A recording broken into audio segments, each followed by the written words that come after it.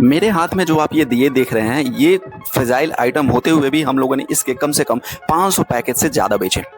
अब आपको विश्वास तो होगा नहीं कि भाई ये तो टूट-फूट जाता होगा, इसको आप कैसे सेल करते हैं? ये छोटी-सी कुम्हार की दिए को आपने कैसे सेल किया? बहुत सारे क्वेश्चन्स हैं, प्लीज़ वीडियो को लास्ट तक बने रहिएगा और मैं आपको प्रैक्टिकल एग्ज़ाम्पल दूँगा कि कैसे मैंने सारी चीज़ें किया।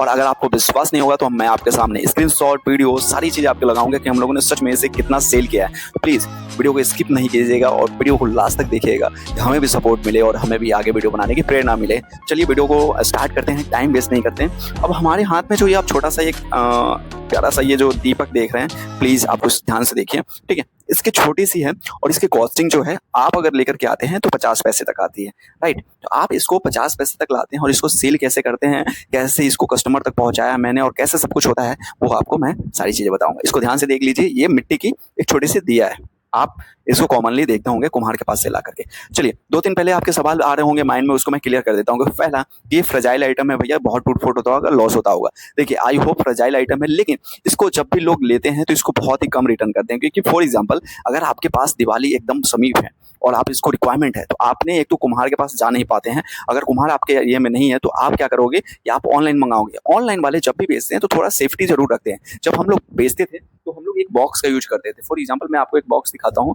इस टाइप की एक बॉक्स रहती थी। हाँ, तो मैं ये बता रहा था कि हम लोग को इस टाइप की एक बॉक्स रहती थी, हम लोग इसमें पैक करके देते थे और प्रॉपर इसमें हम लोग एक थर्मोकोल लगाते थे और इसके साथ रोल्स लगाते थे, इसके साथ हम लोग इसकी बबल्स रैप लगाते थे। बहुत सेफ्टी से देते थे मेरे भाई, आप नहीं समझ सकते हो कि हम लोग कैसे बेचते थे इसको। अब बात आती है कि हमारे ऊपर प्रेशर क्यों था इसको बेचने का, हमें कोई और प्रोडक्ट नहीं मिला।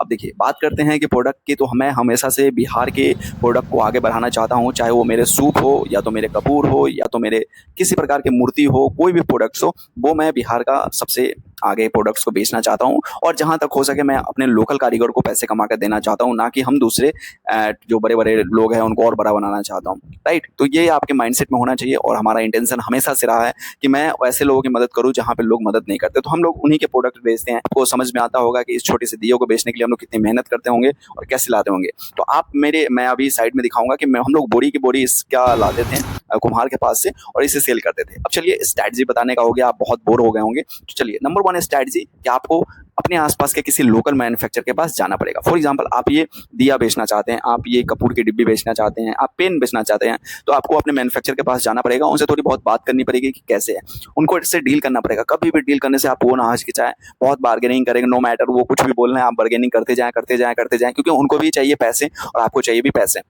जब 2 लोगों को पैसे चाहिए रहता है ना, तो बार्गेनिंग बहुत अच्छा होता है। तो आप उनसे बार्गेनिंग करें। फॉर एग्जांपल हमें ये 50 पैसे का पड़ता है आज भी और हम इसे 50 पैसे का देते हैं। मैं ये खुलेआम बोल रहा हूँ आपको, आप भी कर सकते हैं, कोई इशू नहीं है। तो 50 पैसे का जब ये पड़ता है तो हम लोग आगे कितने में बेचते हैं, तो आगे हम लोग अगर कॉस्टिंग वगैरह सब निकाल के चलें तो एक हम दिए 5 रुपए का बेचते हैं, राइट? और उसमें जो भी हमारे बेनिफिट्स आते हैं वो मैटर ही नहीं करता, वो तो हम लोग कुम्हार को दे देते हैं और जो भी थोड़ा बहुत बेनिफिट आता है हम उसे री इन्वेस्ट कर देते हैं। हम इस प्रोडक्ट को इसलिए बेच रहे हैं क्योंकि कुम्हार लोगों का हेल्प हो जाए। तो ऐसे ही आप अपने लोकल प्रोडक्ट्स को ला रहे हैं, उसे बेच रहे हैं, तो आप उनके हेल्प के नजरिए से आप बेचिए और आप भी प्रॉफिट्स कमाइए। तो पहला पॉइंट बोला कि आपको मैन्युफैक्चर के पास जाके मिलना पड़ेगा।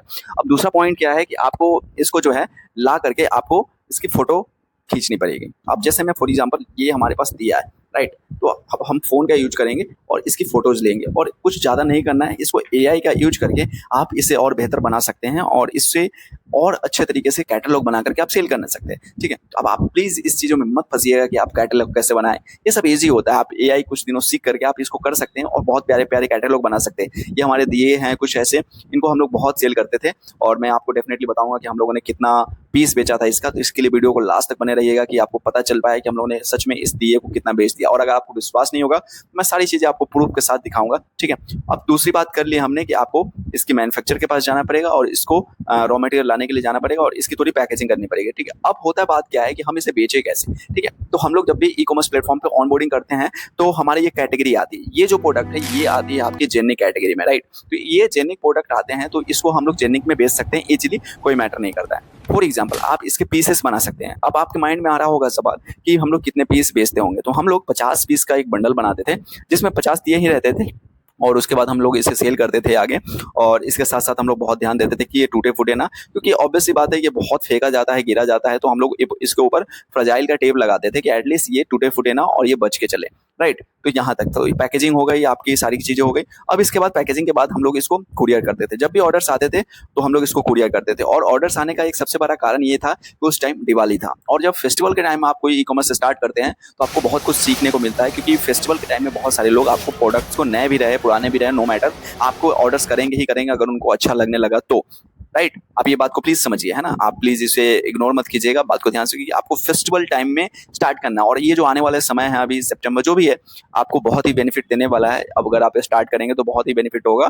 और चलिए एक लास्ट पॉइंट की बात कर देते हैं, इसके बाद क्या होगा। देखिए ऑब्वियस सी बात है कि जब आपके पास ये दिए इस तरीके के 50 पहुंचेंगे और उसमें से कुछ ब्रेकेबल रहेंगे तो आप डेफिनेटली नेगेटिव रिव्यू देंगे ही। तो आपको थोड़ा सा इस नेगेटिव रिव्यू से बच के चलना है। अगर नेगेटिव रिव्यू मिलती है तो प्रॉपर उससे सॉल्व करना है, उस कस्टमर से बात करना है, उस कस्टमर की हेल्प करनी है। और हाँ, अगले बार ये नहीं करना है, अगले बार और इंप्रूवमेंट करके आपको ये बेचना है।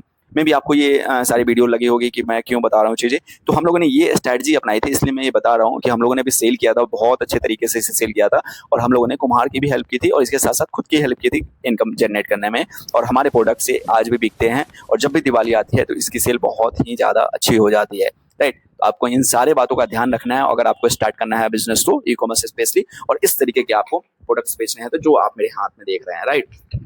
तो प्लीज़ आप वीडियो को लास्ट तक देखे हैं तो उसके लिए थैंक यू सो मच। बस एक और बोनस पॉइंट देना चाहूँगा कि जब भी आप इस तरीके के प्रोडक्ट्स बेचते हैं तो एक चीज़ का बस ध्यान रखें कि थोड़ी बहुत मार्जिन आप भी कमाएं, क्योंकि मेन जो मसला है वो है पैसे का, और पैसे नहीं कमाएंगे तो थोड़ा मज़ा नहीं आएगा। इसलिए थोड़ी बहुत मार्जिन रखें। बहुत डिमांड है भाई, अगर आपके कॉम्पिटिटर 120 में बेच रहे हैं तो आप उसको 200 में बेचिए, डजेंट मैटर। डिमांड बहुत ज़्यादा है, आपकी मार्केटिंग अच्छी होनी चाहिए, आपकी एडवर्टाइजिंग अच्छी होनी चाहिए, आपके ऑर्गेनिक कस्टमर्स ज़्यादा होने चाहिए। मैटर ही नहीं करता कि आपका प्रोडक्ट नया है, पुराना है या कैसा है। अगर आप उसको मार्केटिंग, अगर आप उसको स्टोरी टेलिंग करके बेच रहे हैं तो आपको कोई कॉम्पिटिट नहीं कर सकता, आप कोई भी प्रोडक्ट बेच सकते हैं। ठीक है, तो इस ध्यान रखें। हम लोग सिर्फ प्रोडक्ट नहीं बेचते थे, हम लोग दिए नहीं बेचते थे, हम लोग स्टोरी बेचते थे कि मैं कुम्हार के पास से लाया हूँ, मैं उनका हेल्प कर रहा हूँ। तो ये जैसे ही लोग सुनते थे तो उनके अंदर एक इमोशन आ जाता है। और इंडिया है मेरे भाई, इंडिया में बस इमोशन बिकता है। इमोशन से पहले आपको सबसे पहले स्टोरी बेची जाती है, तब जाके आपका प्रोडक्ट खरीदते हैं लोग। इसलिए लोगों के साथ कनेक्ट करने के लिए आपको सबसे पहले आपको खुद की स्टोरी एक बनानी पड़ेगी। आई होप आप समझ गए होंगे बातों को। और वीडियो को लास्ट तक देखने के लिए थैंक यू सो मच। और प्लीज़ ये शेयर कर दीजिए उन सारे लोगों को जो ये सोचते हैं कि ई कॉमर्स बहुत ज़्यादा ईजी है और कैसे बिकेगा, इवन फ्रेजाइल आइटम भी बिक सकता है। So thank you so much video को लास्ट तक देखने के लिए। आपको कोई भी डाउट हो तो प्लीज़ कमेंट सेक्शन में आप कमेंट करके हमें पूछ सकते हैं, हमें डीएम कर सकते हैं हमारे व्हाट्सअप नंबर पे। I will definitely support you. तो तब तक के लिए thank you so much and जय हिंद, बाय बाय, टेक केयर।